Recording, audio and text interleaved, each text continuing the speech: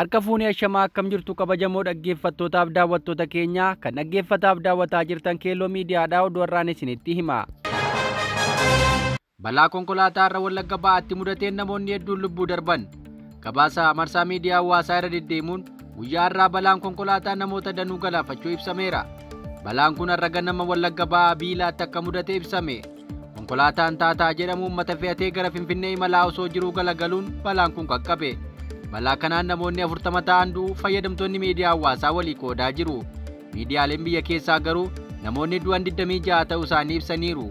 Godina Wallagga Ba'aa aanaa Gudayyaa Biilaa ganda Ifaa biyyaatti balaa tiraafikaa irra Guraandhala 4 bara 2017 akka lakkoofsa Itoophiyaa qaqqabeen lubbuun namoota 26 darbuu ibsameera jedhe Faanaan. Gabaasichi itti gaafatamaa nageenya tiraafikaa godina Wallagga Ba'aa Inispeektar Asinaaqee Masfiin wabeeffachuun kan dhiyaate yoo ta'u, balaa kanaan lubbuun namoota 26 battalumatti yoo darbu kanneen lubbuun isaanii darbe ala namoonni 42 irra miidhaan qaamaa cimaa qaqqabu yaalamaa akka jiranis ibseera. Lakkoofsi namoota lubbuun darbanii dabaluu akka danda'u gabaasni kun eeree jira. Oduu itti aanee of harkaa qabnuun ABO'n bulchiinsi mootummaa Itoophiyaa uummanni beela'ee dirqamaan akka bitamu hojjetaa jira jedhe.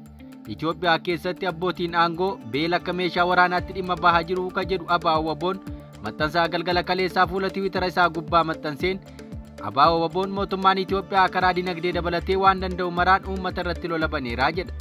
Beelli akka meeshaa waraanaatti kan itti fayyadamame yoo ta'u, itti yaadee uummanni beela'ee akka bitamu taasiseeraa jedha. Itti fufees bulchiinsi Itoophiyaa ammaa jeequmsa babal'isuun hawaasa shororkeessuu akka filannootti itti gargaaramaa jira jedheera. Ibsa kanaan itti fufee hawaasni tajaajila bu'uuraa kanneen akka bishaan qulqulluu, fayyaa, mana barumsaa akka dhabu taasiseeraa jedha. Kanaanis akka adabbii walootti dhimma itti baataa jira jechuun himate. Sirnichi yakkoota deettii kanarratti gaaga'amaxiin sammuu hawaasa irraan ga'ee akka jirus ibseera.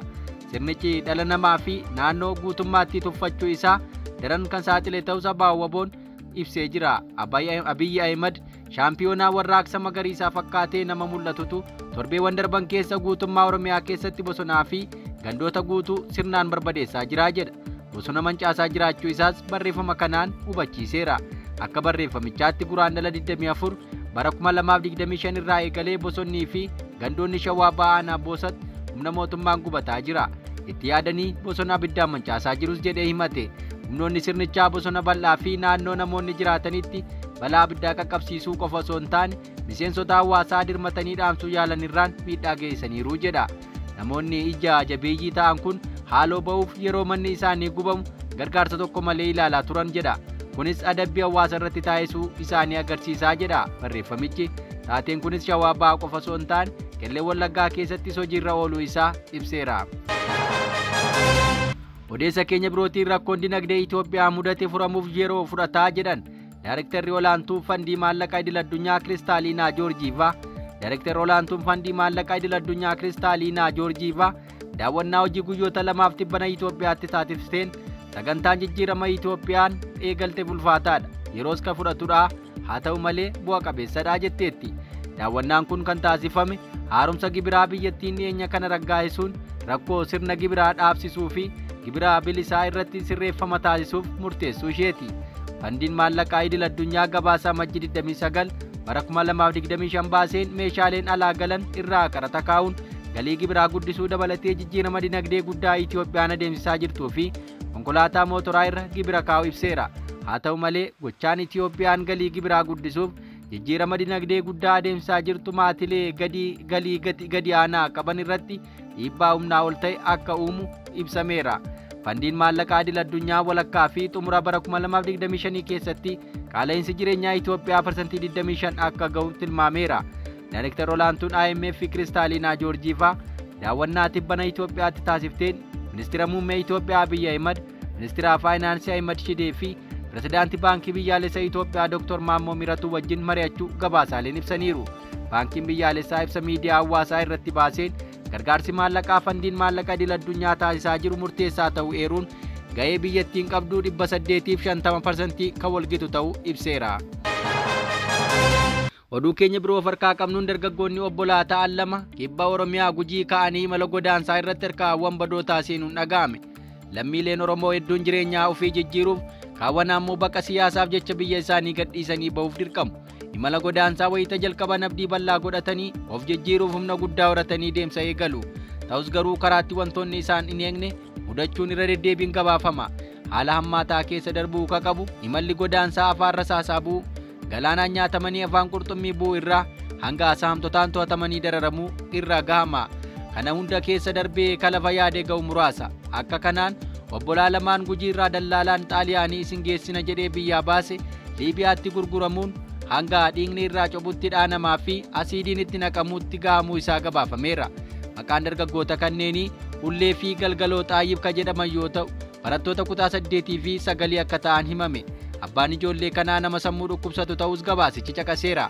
Liibiyaatti wambadoonni isaan ugguran warri dargaggoota kanaa tokko isaaniif birrii miliyoona 1.8 akka kaffalan gaafataa jiraachuu dubbatu. Maatiin yoo maallaqan kaffalle kalee keessaa baafnee gurguranna jedhaniis doorsisa maatiitti ergaa akka jiran ibsameera. Dargaggoonni kunneen maatiin isaanii osoo hin mariisisin imala kana akka eegalanis gabaafameera. Dargaggoonni kun Liibiyaa ergaa ugguramanii baatii 5 ga'uu isaanii himameera. Torban lamaan kana ammoo wayita uleedhaan dhaanamanii dhiigni irraa cobu mormarraa ejjetanii viidiyoo agarsiisu waraabanii maatiif karaa telegiraamii ergamuu isaa gabaasni argame kun ibseera. Tuma asiidiitti naqaa viidiyoo waraabanii nutti ergan jedha wasiilli isaanii miidiyaa BBCtiif yaada kenneen. Hanga Liibiyaa qaqqabanii viidiyoon isaanii argamutti maatiin dargaggoonni kunneen biyyaa ba'uu isaanii quba akka hin qabne illee himeera. Viidiyoon isaaniif qoodames yeroo asiidiin qaama dargaggoo isa tokkootti naqamu agarsiisaa jedha miseensi maatii kun. Viidiyoon bahee wayita dargaggoon tokko reebamaa dhiigni qaama isaarraa dhangala'uu fi lubbuudhaan wawwaatu mul'isa. Haati dargaggoota kanneenis dararaa ijoollee dhiiraa isaaniirra qaqqabe kana viidiyoon erga arganii booda rifaatuudhaan kufanii ulfii irraa ba'uu dubbatu. Miseensi maatii naasuudhaan erga kufanii booda hospitaala geeffamanii booda wal'aansa baqaqsanii yaaluutiin ulfi baatii 7 irraa bahee hanga dhiyeenyaatti hospitaala akka jiran barameera. Balaan akkanaa irra deddeebiin karaawwatu ta'uu gabaafama. Oduu keenya birootiin obbo Lidatuu Ayyaaloo biyyattiin akka hin deebinee dhorkamuu gabaafame. Namni siyaasaa miseensa humnoota Amaaraa ta'e obbo Lidatuu Ayyaaloo biyyatti deebi'uu dhorkamuu miidiyaaleen gabaasaniiru. Nama kana shororkeessummaan kan himatu mootummaan Itoophiyaa biyya akka hin seenne dhorkeeraa jedha gabaasni argame. Dhimma kana ilaalchisuun obbo Lidatuun mootummaan biyya koo akka hin galle na dhorke jechuun himateera. Akka miidiyaaleen gabaasanitti obbo Lidatuun tikkeettii muratee gara Itoophiyaa ganama sa'aatii 12tti buufata xiyyaaraa idil-addunyaa Atlaantaa ga'ee achitti dhorkamuu hima. Waan hundaa tikkeettii muree erga buufata xiyyaaraa ga'ee akka dhaga'e himeera.